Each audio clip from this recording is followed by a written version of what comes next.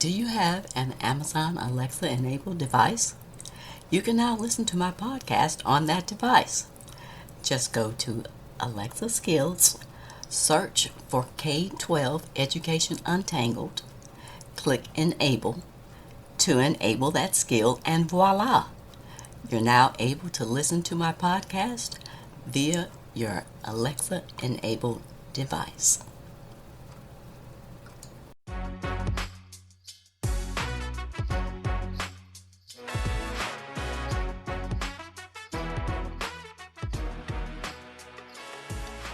Welcome to another episode of K-12 Education Untangled.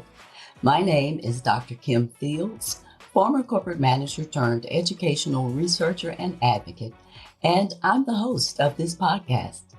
I got into this space after dealing with some frustrating interactions with school educators and administrators, as well as experiencing the micro-discriminations that I faced as an African-American mom raising my two kids who were in the public school system. I really wanted to understand how teachers were trained and what the research provided about the challenges of the public education system. Once I gained the information and the insights that I needed, I was then equipped to be able to successfully support my children in their educational progress. If you're looking to find out more about current information and issues in education that could affect you or your children, then you're in the right place. Thanks for tuning in today.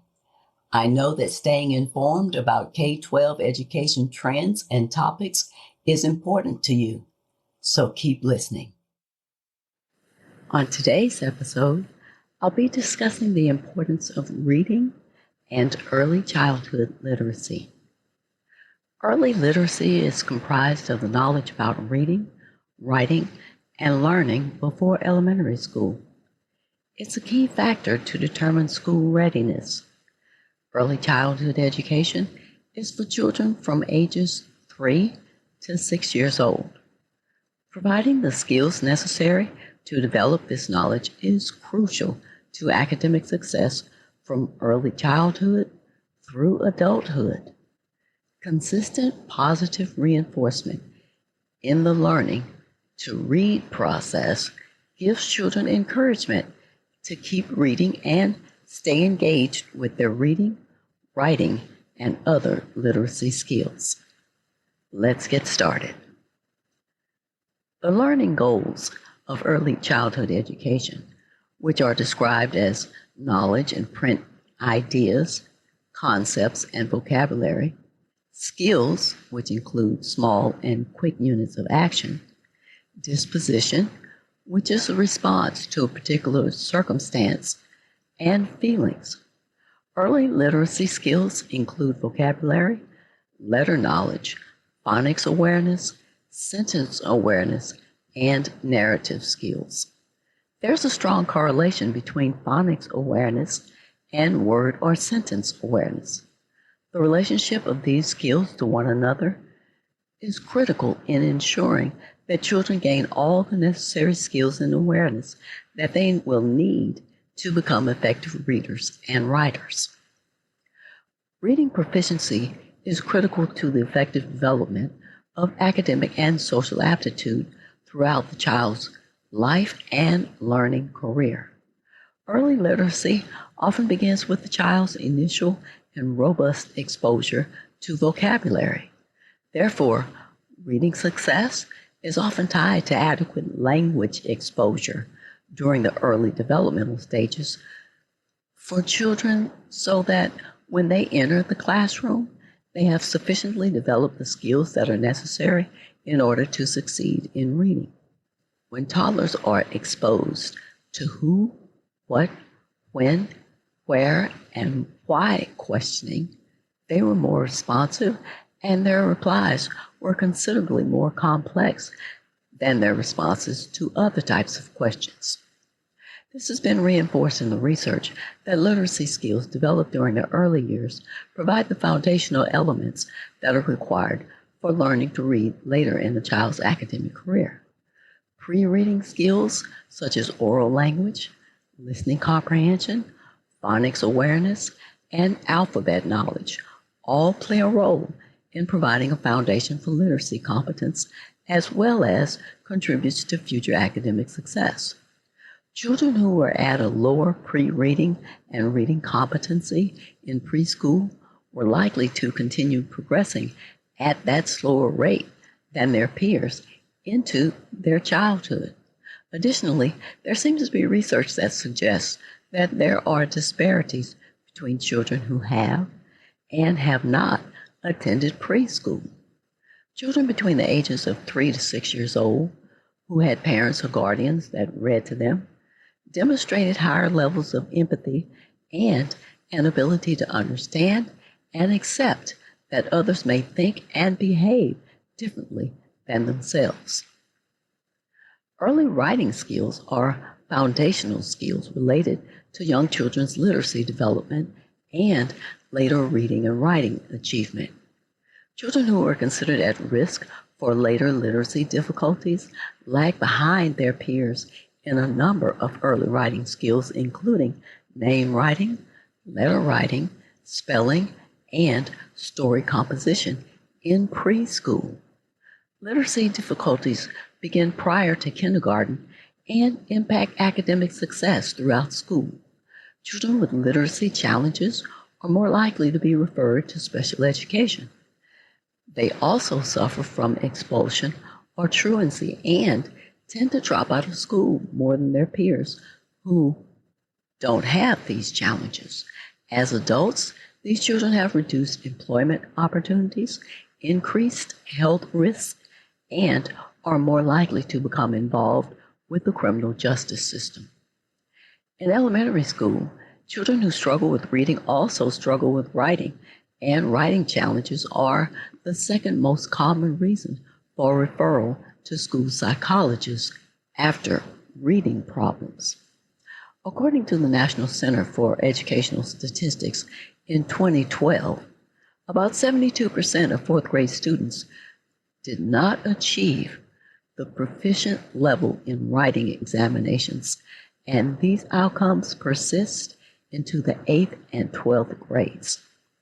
Children's writings when they first start kindergarten predicts literacy skills such as decoding, spelling, and reading comprehension in the first grade, spelling in the second grade, and writing in the third grade. There's a correlation between children's early writing and early reading processes. The act of writing fosters a child's understanding of letter-sound correspondence as the child's knowledge of the alphabet grows. As early as 2 years of age, many children begin to understand that the marks that they make represent meaning, and they use several forms of early writing, such as drawing, scribbles, and letter-like forms to record their ideas. Names are often the first form of writing for many children, and by the end of preschool, most children can write their name. Children who are considered at risk for literacy difficulties lag behind their peers in several early writing skills. They score lower in name writing, letter writing, spelling, and story composition. Children considered at risk typically use drawing, scribble writing, and letter-like shapes, whereas their peers use more letter-like formations or actual letters when prompted to write their names, individual letters, or CVC words.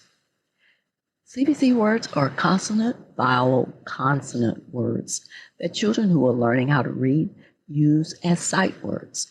These words include examples like top, cat, big, etc. Children who enter kindergarten with less developed writing skills tend to struggle with writing well into elementary school.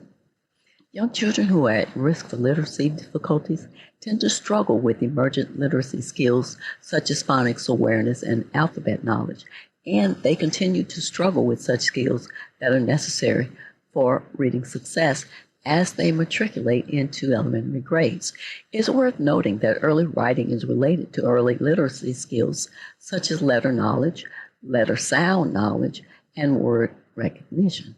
So it's not surprising that children who struggle in these literacy skills also struggle with writing. Another finding from a 2020 study was that most children, regardless of the socioeconomic status of their family, experience fewer home opportunities to support their early writing skills versus reading skills prior to entering preschool. A growing body of research has demonstrated that writing is rarely supported in early childhood classrooms when compared to reading. This is unfortunate because many times school children struggle to understand the relationship between their oral language and print. As well, they fail to understand that printed words carry meaning and that those words can be captured in print is foundational to all writing tasks. Phonics is a skill that focuses on listening to words and hearing and sounding them out. By doing so, young children learn the rhythm and sounds of language. When the rhythm is recognized, children can then break sentences into words and words into syllables. Surprisingly, music improves phonic awareness. Songs prepare young children for the language that they will come across in real life. Children's songs, which are usually short and repetitive, with processable tools and melodies. These are crucial early literacy skills for young children to improve for success in later academic life. Songs can be used to practice and reinforce consonants. Songs like Mary Had a Little Lamb, which has a repetitive L, or Row, Row, Row Your Boat, which has a competitive R sound, provide young children with the chance to practice certain sounds. Nursery rhymes are another tool to teach phonics awareness. Most educators believe that the single most important activity that a child can do during the summer that's related to learning is to read for pleasure. That's because research as early as the 1970s concluded that reading was the only activity that strongly and consistently relates to summer learning. Educational researchers have declared that a lack of access to books during the summer break could translate to a 2-month loss in reading achievement for children from low-income families. Given these facts, the reality is that children are reading for pleasure much less than they have been in the past decades. In 2020, the National Assessment of Educational Progress asked U.S. kids ages 9 and 13 whether they read for fun almost every day, and 42% of the 9-year-olds said they read almost daily for fun, compared to 53% in 2012. And only 17% of the 13-year-olds said they read almost daily for fun, compared to 27% in 2012. These findings are revealed just as students' performance on National Reading Assessment continues to drop. Access to books during the summer is a key component to ensuring that children read them. A recent biennial nationally representative survey by Scholastic revealed that 20% of children ages 17 and under aren't reading any books at all over the summer, mostly due to a lack of access. As of April of this year, at least 29 states and the District of Columbia passed legislation over the past decade that was aimed at improving early reading instruction and student outcomes.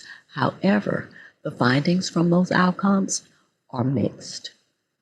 These policies are linked to improvements on states' year-end standardized tests, but only states with comprehensive policies that include support, training, and funding that are implemented by the third grade saw gains on the National Assessment of Educational Progress, or NAEP, the test typically known as the nation's report card. Overall, states with any kind of literacy policy saw gains in high-stakes reading tests in grades 3 through 5, with the biggest gains in the third grade. Students improved by 7 to 14% of the annual academic growth of a typical third grader. The policies also seem to slightly reduce disparities in socioeconomic and racial achievement gaps based on results from those tests. Parental beliefs, including their beliefs about the importance of literacy and math skills, as well as their perceived responsibility for teaching their children reading, math, and language skills, relate to home literacy and numeracy activities in distinctive ways. I'll be speaking further about math skills in an upcoming episode. Children's educational experiences at home, including activities involving reading and writing, appear to foster early academic skill development. Practices that support children's language and literacy development, such as shared book reading, are often referred to as home literacy environment, and these predict a wide array of language and literacy skills, such as vocabulary, phonics activity, and vocabulary development. There are two types of practices in the home that support language and literacy development: informal and formal literacy activities. Informal literacy activities include things such as shared book reading, which was shown to predict children's language skills, including vocabulary and comprehension. Formal literacy activities include educational activities that focus on emergent literacy skills such as letter recognition. Active literacy activities are those activities that children engaged in, like writing alphabets, and passive literacy activities include those activities that the children simply observed, like watching a parent read. A family's income positively relates to the number of books in the home and the frequency of literacy activities, such that these activities occur less often in low-income homes compared to high-income homes. Research also shows that family-level literacy processes outweighed school and neighborhood characteristics in explaining socioeconomic status disparities in reading skills throughout early elementary school. Income and educational attainment likely relate to parental behaviors in distinct ways. Income likely constrains parents' resources and their ability to invest in their children, and this includes purchasing materials for their children, providing them with enriching experiences, and spending time with their children. It is less clear, however, how educational attainment may influence the home learning environment. Some studies suggest that attaining higher levels of education may serve as an opportunity to acquire cultural capital that shapes the parents' values and approaches to parenting. Educational attainment may also provide knowledge and skills to parents, such as increased access to written materials or professionals for parenting advice, or more accurate knowledge of child development, all of which could support more developmentally appropriate behaviors. There are also psychological factors to consider regarding parental socioeconomic resources. For example, parents' expectation for their children's academic success relate to enrichment and generally results in strong links between expectations and behaviors. Parents who believe academic achievement is important engage in enrichment activities more frequently than parents who didn't put such a strong emphasis on early academic skills. Here are some action steps that you can take regarding this topic. Research has shown that children whose parents encourage reading for pleasure develop into stronger readers than those whose parents associate reading with only an academic skill. It's important to carve out a daily reading routine at home or even on the go, for example, during car trips. It's also important to know various ways to access books during the summer and to become familiar with local libraries and the summer robust reading programs that they provide. Many of these programs have summer reading contests where the child who has read the most books over the summer in certain age categories wins some type of prize or reward. Even if there is no program in place, it's still important to emphasize the experience of reading for pleasure in and of itself.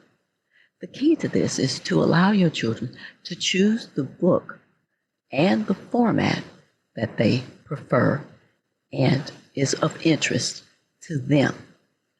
Writing helps to develop reading skills. For younger children, if they're not yet writing, storytelling can be accomplished through verbal skills. Oral storytelling helps to develop creativity as well as vocabulary. For older children, ages 5 and above, writing a short story is helpful. Composing a story, for example, is important for your child to develop the overall skills of name writing and spelling by the end of preschool. It's also important to work with your child not only on writing letters, but also on developing composition, as the function of writing is to share a message.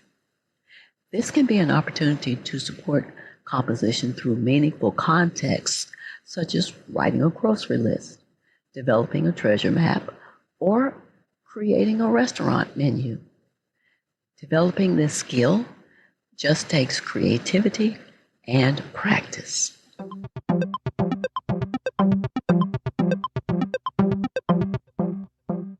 Here are this episode's takeaways. Early literacy is comprised of the knowledge about reading, writing, and learning before elementary school. It's a key factor to determine school readiness. Early childhood education is for children from ages 3 to 6 years old. Reading proficiency is critical to the effective development of academic and social aptitude throughout the child's life and learning career. Early literacy often begins with the child's initial and robust exposure to vocabulary. Therefore, reading success is often tied to adequate language exposure during the early developmental stages so that the child, when they enter the classroom, has sufficiently developed skills that are necessary in order to succeed in reading. Early writing skills are foundational skills related to young children's literacy development and later reading and writing achievement.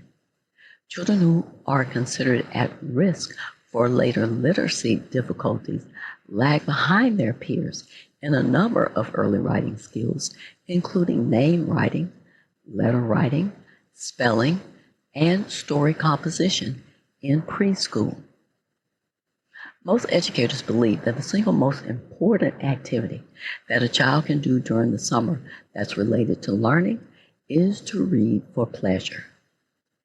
Educational researchers have declared that a lack of access to books during the summer break could translate to a 2-month loss in reading achievement for children from low-income families. Learning language for early childhood is focused on oral and written communication. Learning to read requires time, patience, and readiness. Children who like pictures or letters in their early development will have the desire to read, to open new doors, to accept information, and to have fun. Reading also makes a child's knowledge grow. Reading ability is very important early in childhood. So getting information and knowledge easily from various sources or media that have words in it is critical. If this is the type of subject matter and discussion that resonates with you, please follow my podcast on whatever service you're listening to this. Also, I'd love to hear from you, so please leave me a rating, a review, or a comment on Apple or Podchaser. You can also rate my podcast at www.ratethispodcast.com. If you like this podcast, the best way to support me and help me grow it is by leaving a review. This helps my rankings and entices other people to listen to the show. And share this episode with anyone that you think would find it valuable. Be sure to tell your friends, family, and community about my podcast. Thanks for listening today. I hope you'll come back for more K-12 educational discussions with even more exciting topics to untangle. Be sure to stay tuned. On the next episode, I'll be discussing math literacy and whether America is failing math. Until next time, aim to learn something new every day.